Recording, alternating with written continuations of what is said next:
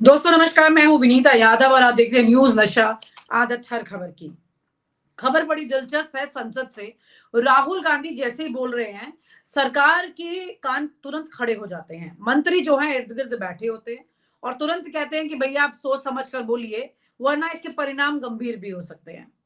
और ये बात किरेन रिजिजू ने संसद में बोली कि रिपरकशंस जो होंगे वो सीरियसली आपको इसके फेस करने पड़ेंगे, क्योंकि आप अपोजिशन लीडर हैं। इसलिए एक एक शब्द के एलिगेशन जो आप लगा रहे हैं वो सोच समझ कर लगाइए। तो राहुल गांधी सीधा कहते हैं कि मैं इसे अभी की अभी तुरंत प्रूफ कर सकता हूं। तो स्पीकर कहते हैं कि भाई अभी जरूरत नहीं है आपको ये प्रूफ करने की। मेरा मेरा एक पॉइंट ऑफ ऑर्डर जो आपने रूलिंग दिया है, मैंने तब भी कहा, राहुल गांधी जी ने बार बार रिपीट किया है। हमने फिर भी कहा कि आप नेक्स्ट सब्जेक्ट पे जाइए, हम लोग सुनने के लिए बैठे। आप फिर से रिपीट किया।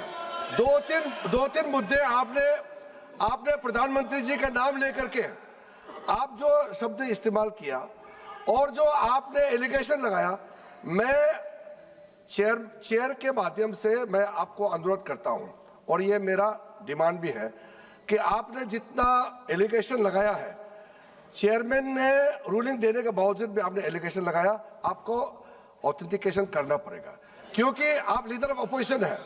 आप मामूली आप सामान्य सदस्य नहीं है। You are the leader of opposition. When you speak on certain thing, there is a serious connotation.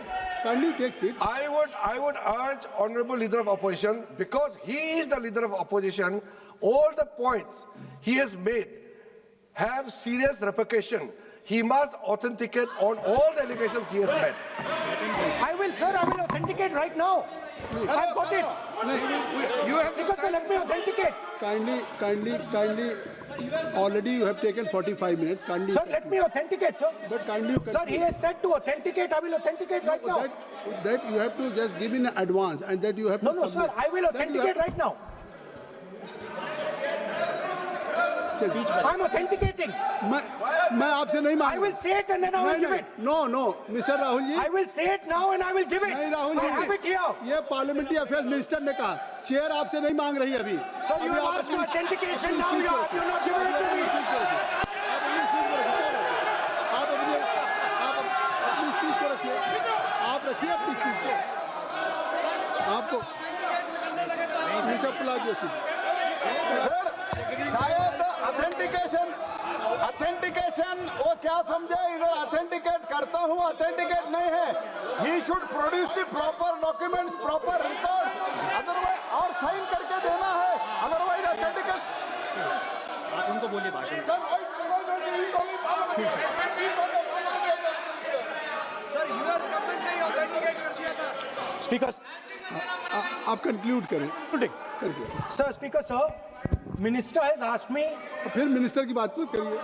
But बोलो तो सर, conclude तो करने दीजिए सर। conclude करिए। Sir, Minister of Parliamentary Affairs has asked me to authenticate my allegations. I have them written here. I am going to authenticate. Oh, that is a procedure. मतलब I will also give the procedure.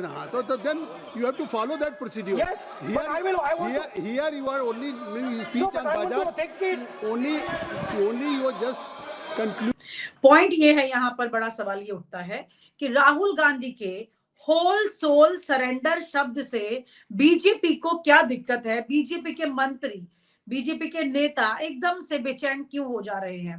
Whole soul surrender क्या वाकई में एक ऐसा शब्द है जिसमें नरेंद्र मोदी की इमेज पर बहुत गंभीर एलिगेशंस लग रहे हैं कि भाई उन्होंने क्या सरेंडर किया है, वाकई में ऐसा कुछ है। ये तमाम तरह की बहुत गहरी बातें हैं जिसे समझना जरूरी है। हमारे साथ डॉक्टर सीपी राय जी जुड़ रहे हैं चर्चा पर, और सर के साथ इस चर्चा को आगे बढ़ाते हुए हम सर, ये बहुत गंभीर बातें हैं। पार्लियामेंट में जिस तरह से चीजें सामने हो रही हैं, अब जो तस्वीर सामने निकल कर आई है उसमें राहुल गांधी ने अभी तक तो सरेंडर नरेंद्र करके पूरे विपक्ष ने अपने प्ले कार्ड्स लगाए थे, होर्डिंग्स बना रहे हैं, नारेबाजी कर रहे हैं, तमाम चीजें। अब वो उन्होंने एक नया शब्द दिया, होल सोल सरेंडर। तो ये होल सोल सरेंडर के क्या मायने हैं और इतना बीजेपी को इससे बेचैनी क्यों हो रही है। मतलब क्या वाकई में मोदी सरकार घिर चुकी है, क्योंकि यहाँ पे राहुल गांधी ने कई बातें बोल दी हैं कि डायरेक्ट प्रेशर में है प्रधानमंत्री। ये बात उन्होंने मीडिया के सामने बोली है। सर विनीता, थोड़ा पीछे मुड़ के देखिए, राहुल गांधी ने दरअसल जो जो बातें कही भूतकाल में, वो सारी की सारी सही साबित होती चली गई। उन्होंने अगर ये कहा कि कोरोना आने वाला है, सुनामी आने वाली है, उसके बचाव का साधन करना चाहिए, तो उनकी बात सही साबित हुई, पूरा देश परेशान हुआ। अगर उन्होंने चीन को लेकर सवाल उठाया और चेतावनी दी सरकार को कि चीन से परेशानी होगी, तो उनकी बात सही साबित हुई। उन्होंने नोटबंदी के सवाल पर जो कहा, वो उनकी बात सही साबित हुई। उन्होंने जीएसटी पर जो कहा, वो सही साबित हुई। समय समय पर वो जो जो बातें कहते रहे, सवाल पूछते रहे, उठाते रहे, वो सारी बातें सही साबित होती रही हैं। इसलिए सरकार परेशान है कि राहुल गांधी को आखिर चीजों को पता कैसे रहता है, और राहुल गांधी उन चीजों का अंदर की बातें जानते कैसे हैं। दूसरा, राहुल गांधी की जो क्रेडिबिलिटी बनी इस दौरान, पिछले 3 4 5 सालों में भारत यात्रा के बाद, और इस दौरान जो उनका आक्रामक रुख है, उससे देश की जनता को राहुल गांधी पर भरोसा बढ़ गया है। यहाँ तक कि अब जो तमाम सर्वे आते हैं, राहुल गांधी बनाम मोदी बनाम अदर्स, उसमें राहुल गांधी टॉप पर चले जाते हैं। राहुल गांधी की फॉलोइंग बढ़ गई, राहुल गांधी को देखने वालों की संख्या बढ़ गई है, उनके ट्विटर को पढ़ने वालों की संख्या बढ़ गई है। तो सरकार को इन बातों को लेकर बेचैनी है। जहां तक सरेंडर का सवाल है, उसमें कोई शक तो बचा नहीं है। ऑपरेशन सिंदूर, ऑपरेशन सिंदूर में तो हमारी सेनाएं बड़ी बहादुरी से लड़ रही थी। हमारी आर्मी, हमारी एयरफोर्स, हमारे जितने भी सेना के पक्ष हैं, वो सब के सब बहादुरी से लड़ रहे थे। हमारी सेना के सामने, हमारी एयरफोर्स के सामने पाकिस्तान की कोई हैसियत नहीं है। और ऐसा लग रहा था कि इस बार हम इस बार जो कुछ भी होगा फैसला कुन होगा, और एक निर्णय पर पहुंच जाएंगे पाकिस्तान के साथ हम लोग। लेकिन अचानक अमेरिका के राष्ट्रपति ने घोषणा किया कि मैंने दोनों के बीच में ये फैसला करा दिया है कि अब ये युद्ध आगे नहीं चलेगा। कितने जहाज गिरे और नहीं गिरे, इस तरह की बातें अमेरिका के राष्ट्रपति ने किया, और अचानक वो युद्ध रुक गया, जबकि लग रहा था कि इस बार कुछ हो जाएगा और शायद बहुत दिनों के लिए निर्णायक हो जाएगा। उसके पहले पहलगांव में जिस तरह से क्रूरता से 28 लोगों की हत्या हुई थी, पूरे देश में गुस्सा था। और युद्ध को रोकने के बाद पूरा देश गुस्से में था। कई दिनों तक सरकार के पास कहने के लिए कुछ नहीं था, सफाई देने के लिए कुछ नहीं था। तो नरेंद्र सरेंडर है, ये तो उसी दिन शुरू हो गया। पूरे देश में गाने बज गए, मीम बन गए, गाने बनने लगे तमाम, और कविताएं बनने लगी नरेंद्र सरेंडर को लेकर के। तो ये तो पूरे देश ने मान लिया है कि नरेंद्र मोदी सरेंडर कर देते हैं। और पलटी मारने वाला काम तो इस सरकार ने, नरेंद्र मोदी ने जाने कितनी बार किया है पिछले 12 साल के अपने इस कार्यकाल में। जहां तक इस अमेरिकी डील का सवाल है, इस अमेरिकी डील के बारे में तो चाहे वरदराजन साहब हो, चाहे ब्रह्मा चेलानी हो, या और तमाम विद्वान हैं, यहाँ तक कि जो पूर्व में वित्त सचिव रहे हैं भारत सरकार के, उन्होंने भी एक बड़ा नोट लिख करके इस पर ऐतराज जाहिर किया है, और उन्होंने कहा है कि ये धोखा है और ये देश के साथ गलत हुआ है। किसानों के जितने संगठन हैं, उन सारे संगठनों ने इसकी बुराई की है और ये कहा है कि ये किसानों का कमर तोड़ देगा। ये सारे के सारे मामले में कई तरह से देश को नुकसान उठाना पड़ रहा है। एक तरफ जहां मनमोहन सिंह के टाइम में 2.93% केवल टैरिफ हुआ करता था, वहां टैरिफ को बढ़ा के 18% कर दिया गया है।